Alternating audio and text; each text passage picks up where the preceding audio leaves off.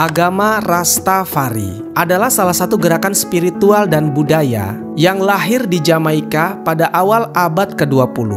Meskipun sering dianggap sebagai subkultur atau sekte, Rastafari sebenarnya merupakan sebuah keyakinan religius yang mendalam, berakar pada pengalaman dan perjuangan masyarakat keturunan Afrika yang tinggal di Karibia. Jamaika pada awal 1900-an berada di bawah kekuasaan kolonial Inggris. Penduduk asli Jamaika mayoritas merupakan keturunan Afrika yang dibawa sebagai budak, hidup dalam kemiskinan dan marginalisasi. Ketimpangan sosial sangat jelas, dengan minoritas kulit putih dan keturunan campuran mendominasi kehidupan ekonomi dan politik.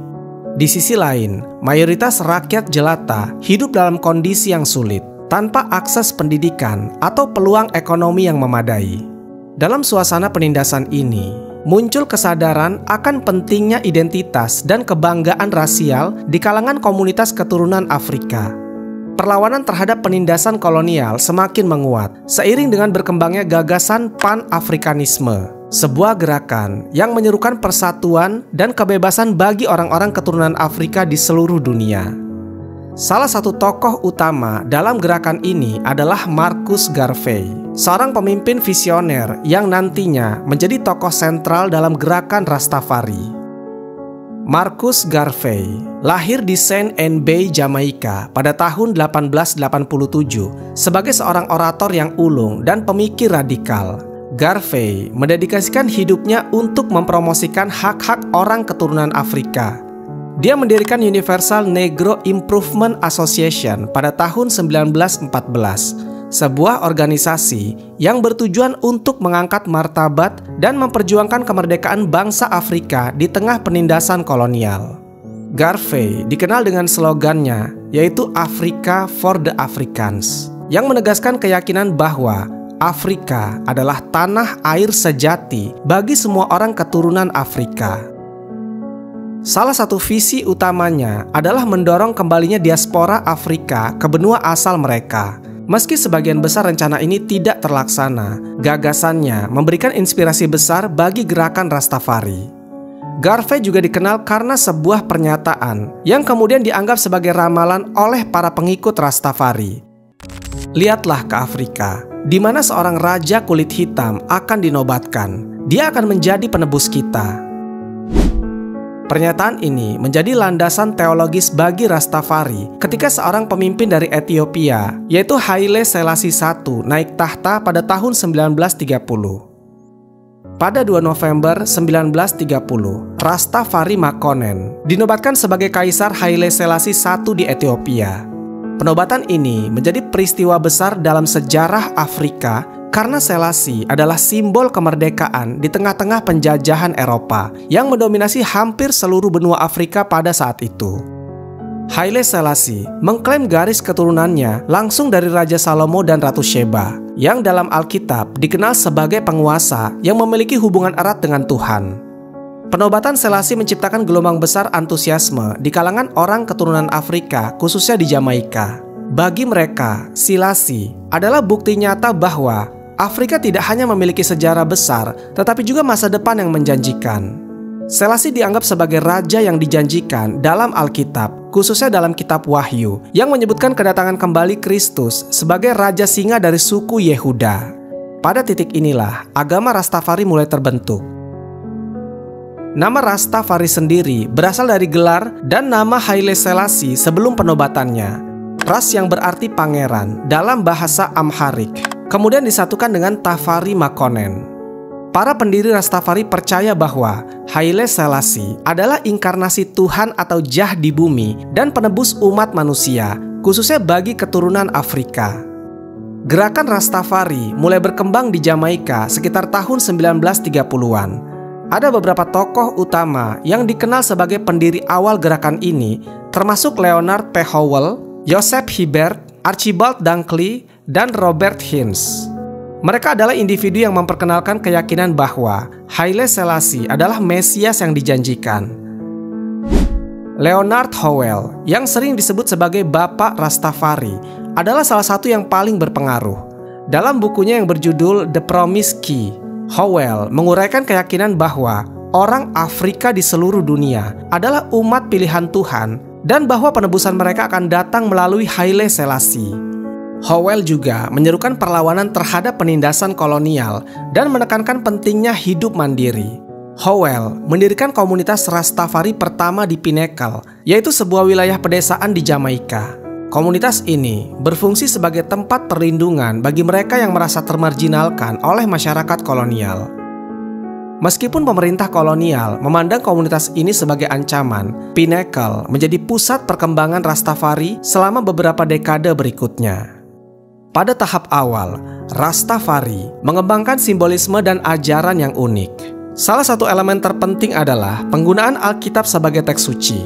Namun mereka membaca Alkitab melalui lensa pengalaman mereka sebagai orang yang tertindas, dengan fokus pada kisah-kisah pembebasan seperti kisah Musa yang memimpin bangsa Israel keluar dari perbudakan di Mesir.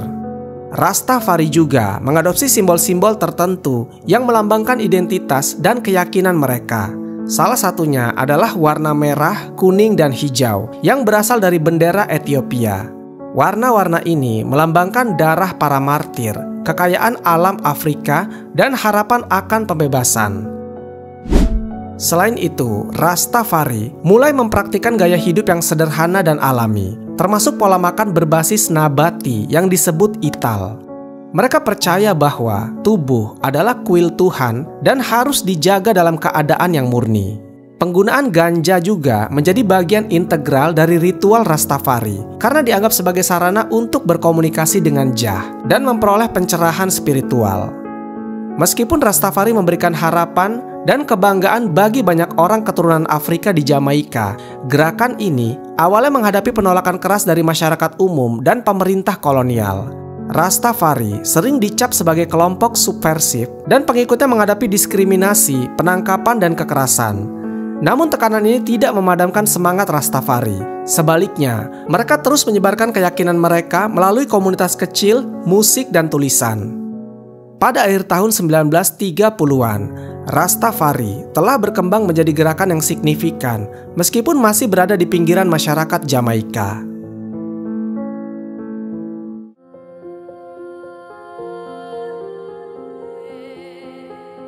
Setelah terbentuk pada awal abad ke-20, Rastafari mulai mengalami perkembangan signifikan selama periode pertengahan abad itu.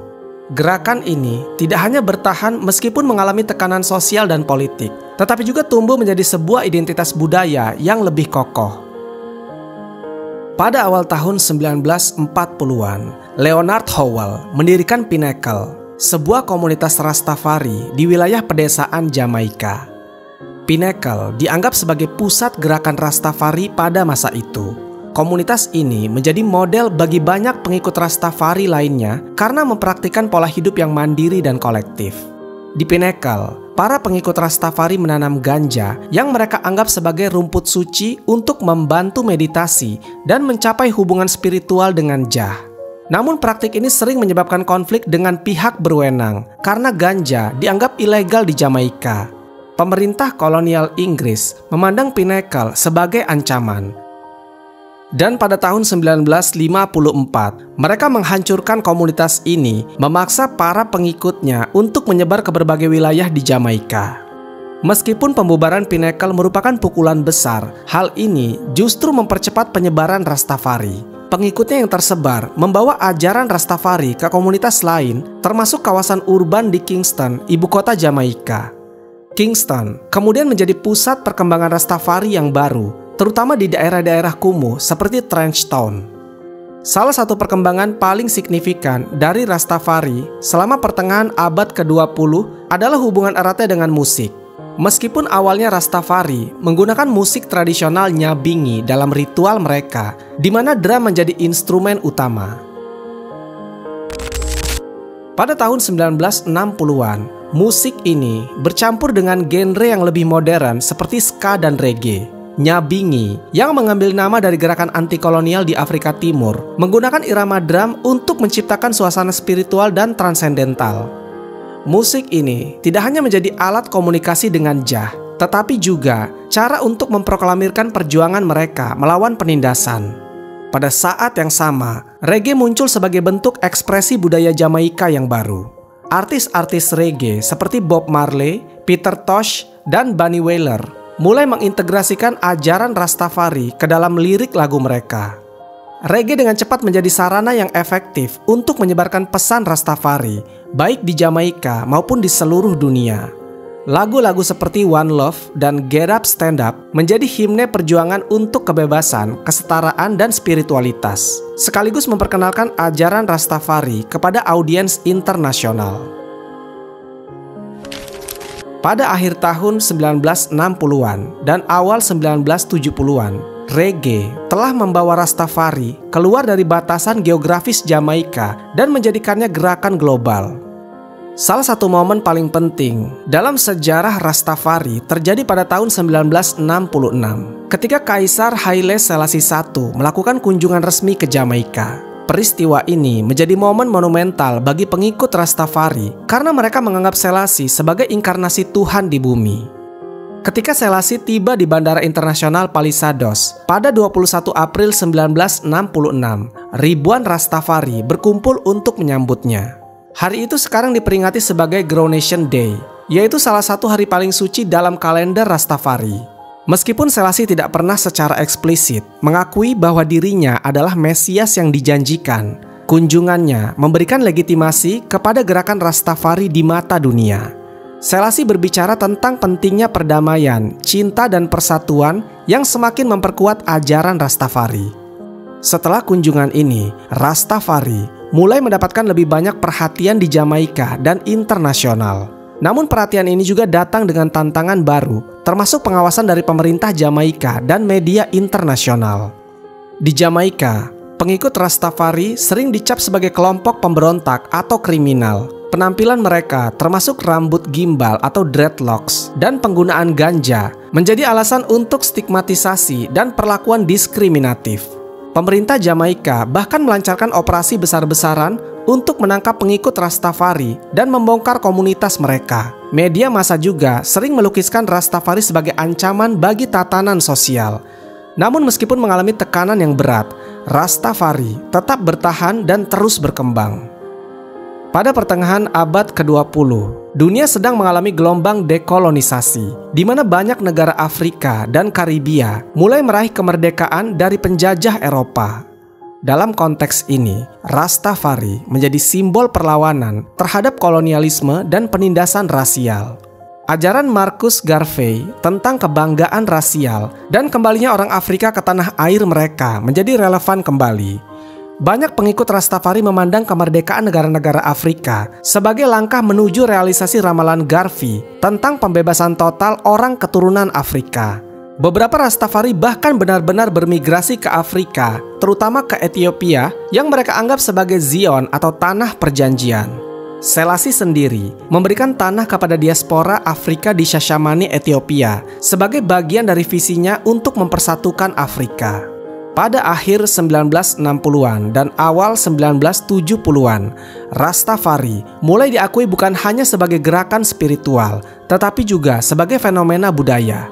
Gaya hidup Rastafari termasuk pola makan ital, rambut gimbal, dan pakaian berwarna merah, kuning, dan hijau mulai menarik perhatian masyarakat global. Budaya Rastafari menyebar keluar Jamaika melalui musik reggae dan diaspora Jamaika. Para seniman reggae yang berafiliasi dengan Rastafari menjadi duta besar budaya ini, menyampaikan pesan perdamaian, cinta, dan keadilan sosial ke seluruh dunia.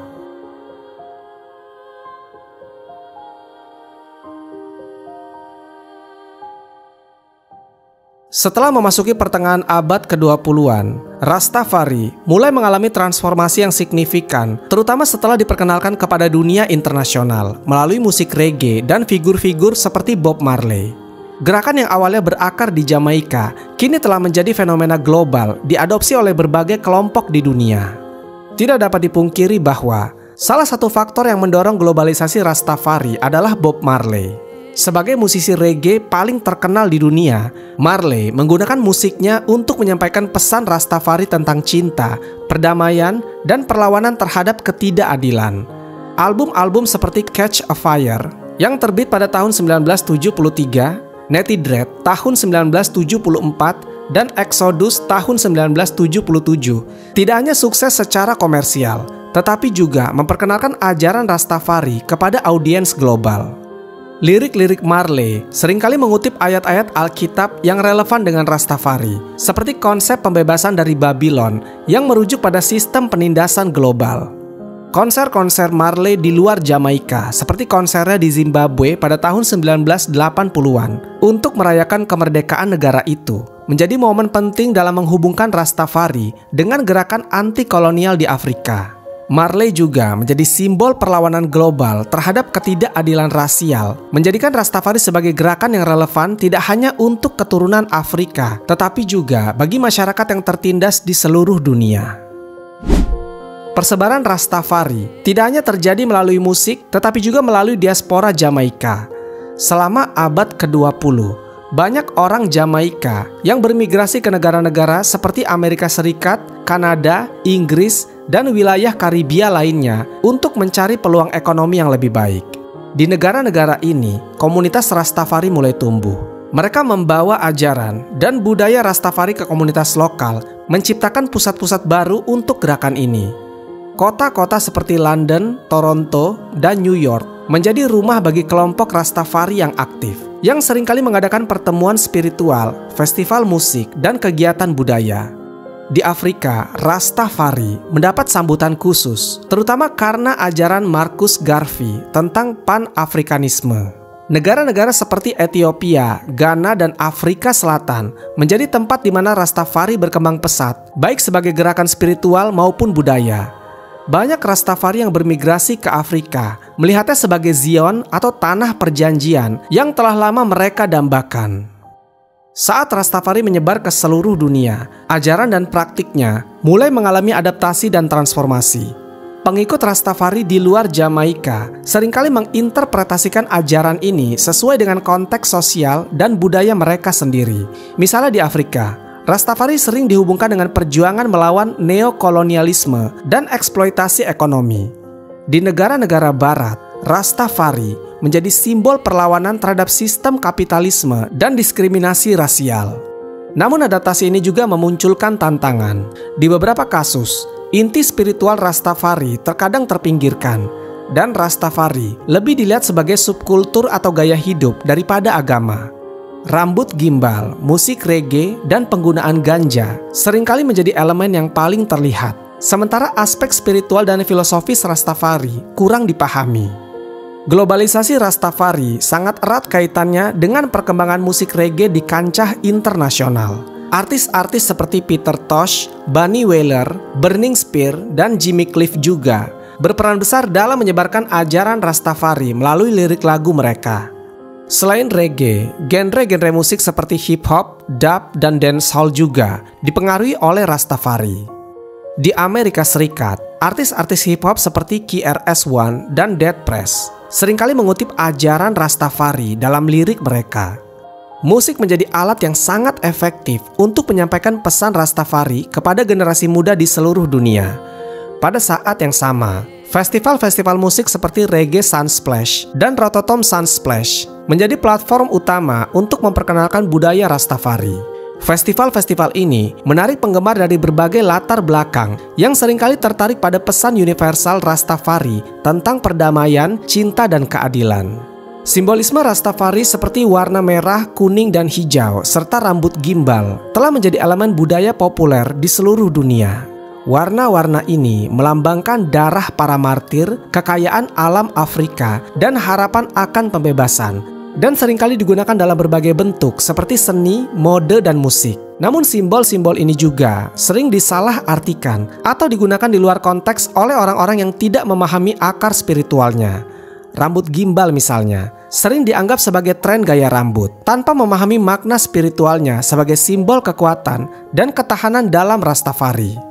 Proses globalisasi Rastafari juga menghadirkan tantangan yang besar. Salah satu tantangan utama adalah komersialisasi budaya Rastafari.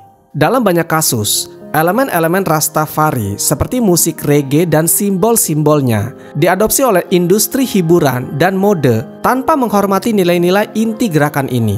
Selain itu, ada kekhawatiran bahwa penyebaran Rastafari ke berbagai belahan dunia dapat menyebabkan erosi identitas aslinya. Beberapa kelompok Rastafari di Jamaika merasa bahwa gerakan ini telah kehilangan esensi spiritualnya karena terlalu banyak diinterpretasikan ulang di luar konteks aslinya. Meski demikian, globalisasi Rastafari juga membawa dampak yang positif. Di banyak tempat, Rastafari telah menjadi simbol solidaritas lintas budaya dan agama.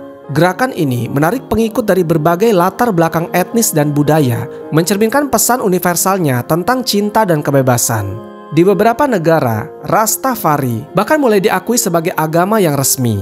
Misalnya di Afrika Selatan, Rastafari telah diakui sebagai komunitas religius dan pengikutnya diperbolehkan menggunakan ganja untuk keperluan ritual. Hal ini menunjukkan bahwa Rastafari telah mendapatkan pengakuan yang lebih luas sebagai gerakan spiritual, bukan sebagai subkultur.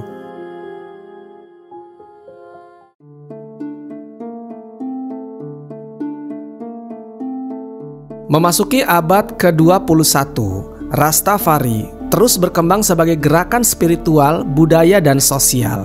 Meskipun berakar di Jamaika, gerakan ini kini menjadi simbol global perlawanan terhadap ketidakadilan, perjuangan untuk kebebasan, dan koneksi spiritual dengan alam.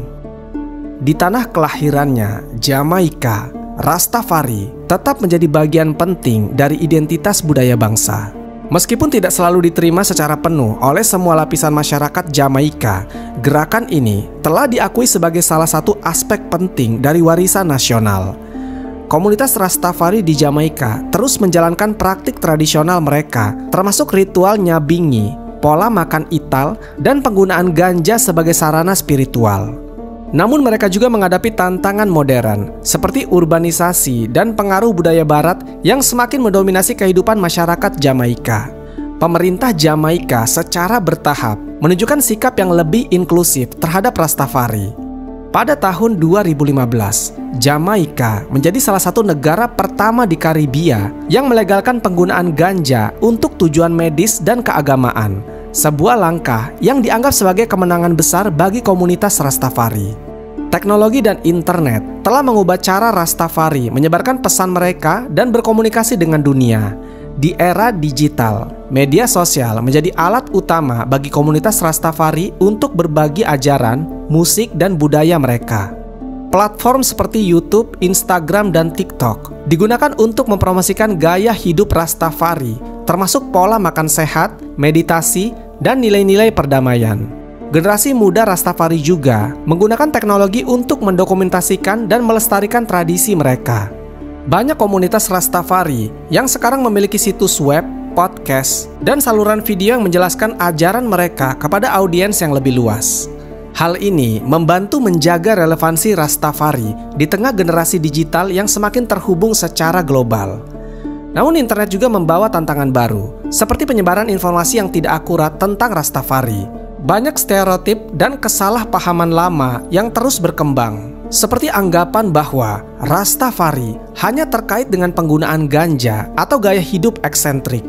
Oleh karena itu, komunitas Rastafari menghadapi tantangan untuk mengedukasi publik tentang inti spiritual dan filosofis gerakan mereka. Musik reggae tetap menjadi elemen penting dalam penyebaran ajaran Rastafari di era modern. Generasi baru musisi reggae seperti Chronixx, Protoje, dan Koffee menghidupkan kembali pesan Rastafari dalam konteks modern.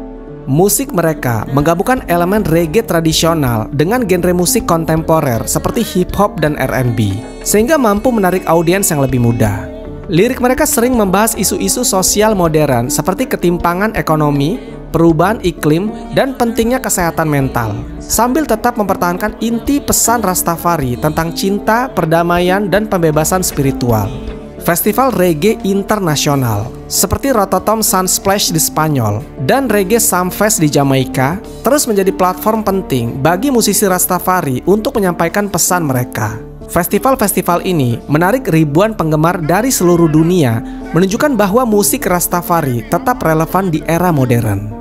Salah satu aspek Rastafari yang semakin mendapat perhatian di abad ke-21 adalah pola hidup sehat yang mereka promosikan, terutama melalui konsep Ital Living.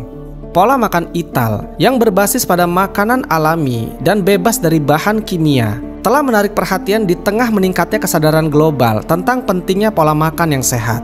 Banyak Rastafari juga mempraktikkan gaya hidup berkelanjutan, termasuk menanam makanan mereka sendiri dan menggunakan produk ramah lingkungan. Nilai-nilai ini sejalan dengan gerakan global untuk berkelanjutan dari pelestarian lingkungan, menjadikan Rastafari relevan dalam diskusi modern tentang perubahan iklim dan krisis lingkungan. Di era modern, Rastafari juga semakin terlibat dalam politik, baik di Jamaika maupun di dunia internasional.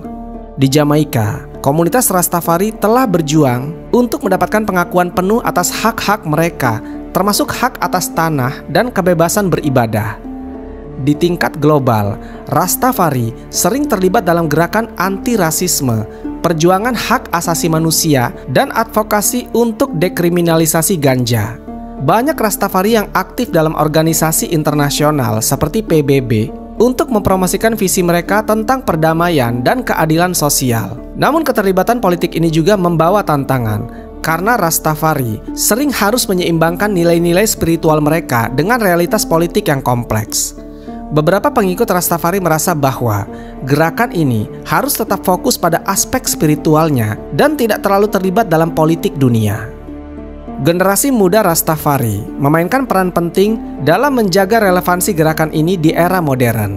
Mereka tidak hanya melestarikan tradisi, tetapi juga membawa perspektif baru yang sesuai dengan tantangan dunia saat ini.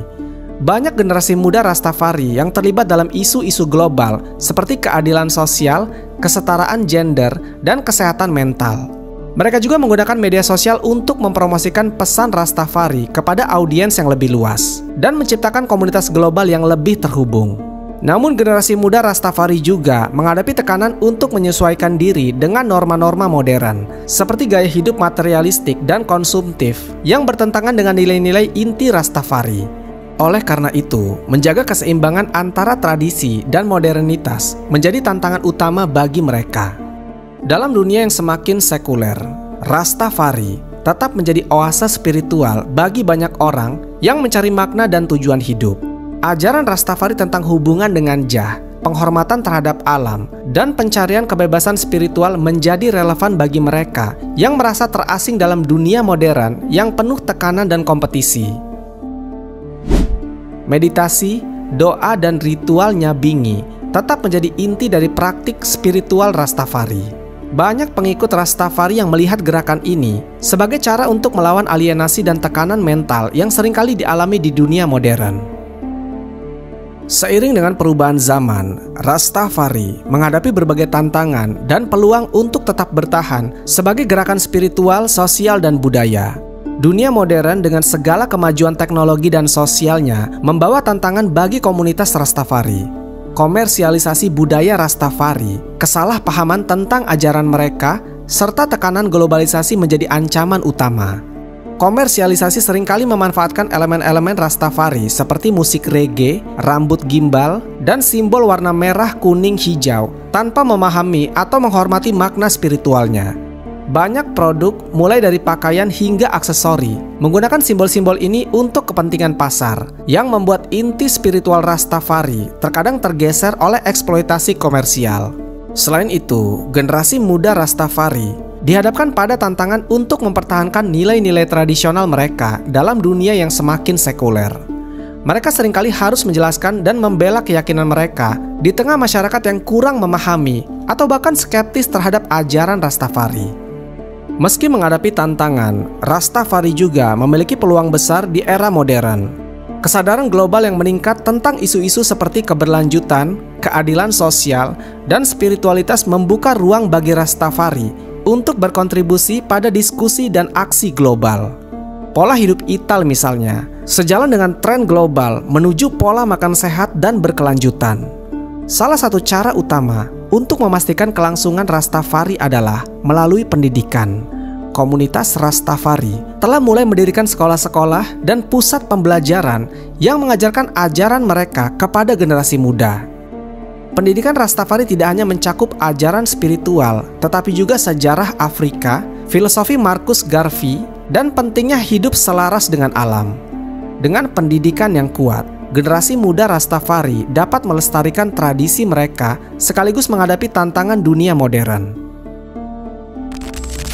Selain itu, komunitas Rastafari juga semakin aktif dalam menyebarkan ajaran mereka melalui media digital. Buku, dokumenter, dan konten online menjadi alat penting untuk mengedukasi masyarakat luas tentang Rastafari dan menghilangkan stereotip yang keliru.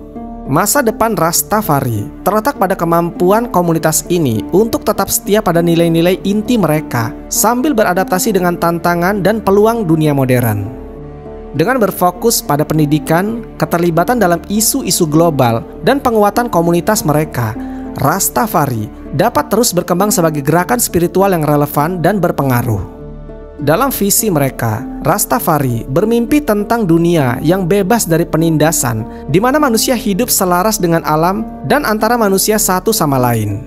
Dengan semangat cinta, kebebasan, dan kedamaian, Rastafari berharap dapat menjadi cahaya di tengah kegelapan dunia modern, menginspirasi jutaan orang untuk bergabung dalam perjuangan mereka menuju masa depan yang lebih baik.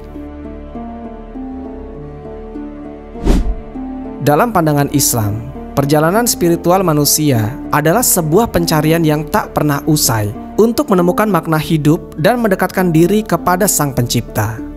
Ketika kita melihat Rastafari, ada kesamaan yang tak terelakkan dalam kerinduan mendalam mereka untuk membebaskan diri dari penindasan duniawi dan menuju kebebasan spiritual. Namun dalam Islam, kebebasan sejati hanya ditemukan dalam kepasrahan total kepada Allah Subhanahu wa Ta'ala yang Maha Kuasa, Maha Pengasih, dan Maha Adil. Segala bentuk perjuangan manusia yang tidak berlandaskan tauhid akan selalu menemui batasnya, bagaikan lautan yang berakhir pada tepian yang tak berujung. Rastafari berusaha menghubungkan diri dengan Tuhan yang mereka sebut Jah. Tetapi dalam Islam, keyakinan ini menjadi cermin dari pencarian yang keliru. Tauhid mengajarkan bahwa Allah itu esa, tanpa sekutu atau perwujudan dalam bentuk manusia. Hal ini mengingatkan kita bahwa segala jalan yang menyimpang dari keesaan Allah Subhanahu wa Ta'ala adalah bagaikan musafir yang kehilangan arah di padang pasir, tersesat tanpa bintang untuk memandu langkahnya. Islam mengundang seluruh umat manusia, termasuk Rastafari, untuk kembali kepada jalan yang lurus, yang dipenuhi cahaya kebenaran dan kasih sayang ilahi. Meski demikian, Islam memandang setiap upaya pencarian makna dengan kasih sayang. Rastafari, dengan penghormatan mereka terhadap alam dan kerinduan akan keadilan, telah menunjukkan secercah cahaya yang dapat menjadi awal menuju kebenaran sejati. Namun Islam mengingatkan kita bahwa tidak cukup hanya memuliakan ciptaannya, kita harus beribadah kepada Sang Pencipta itu sendiri. Segala bentuk penyembahan selain kepada Allah Subhanahu wa Ta'ala adalah tirai yang menghalangi manusia dari kemuliaan yang sebenarnya. Maka kepada mereka yang mencari kedamaian sejati, Islam membuka pintu dengan penuh kelembutan dan keagungan. Allah Subhanahu wa Ta'ala berfirman dalam Al-Quran, "Dan barang siapa yang mencari agama selain Islam, maka tidak akan diterima darinya, dan di akhirat dia termasuk orang-orang yang rugi." Al-Quran Surat Ali Imran ayat ke-85. Wallahu a'lam bishawab. Semoga kisah ini bermanfaat. Lebih dan kurangnya mohon dimaafkan. Yang benar datangnya dari Allah Subhanahu wa Ta'ala. Khilaf atau keliru itu datangnya dari saya pribadi sebagai manusia biasa. Sampai ketemu di kisah-kisah seru yang penuh makna selanjutnya. Saya akhiri. Wassalamualaikum warahmatullahi wabarakatuh.